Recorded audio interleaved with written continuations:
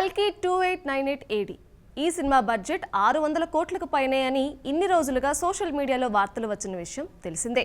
తాజాగా నిర్మాత అశ్విని దత్ ఈ విషయంపై స్వయంగా స్పందించారు. కల్కి బడ్జెట్ 700 కోట్లని స్పష్టం చేశారు.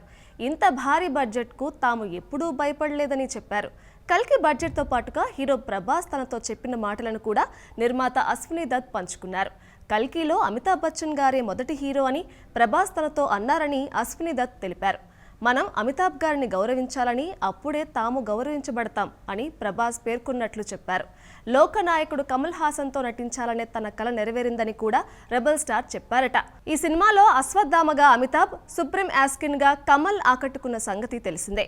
ఇక కల్కి పార్ట్ 2 పై కూడా అశ్విని దత్ సాలిడ్ అప్డేట్ అందించారు. పార్ట్ 2 బ్యాలెన్స్ షూటింగ్ ఈ ఏడాది చివరిలో మొదలవుతుందని, వచ్చే ఏడాది మే లేదా జూన్లో సినిమా రిలీజ్ అవుతుందని తెలిపారు.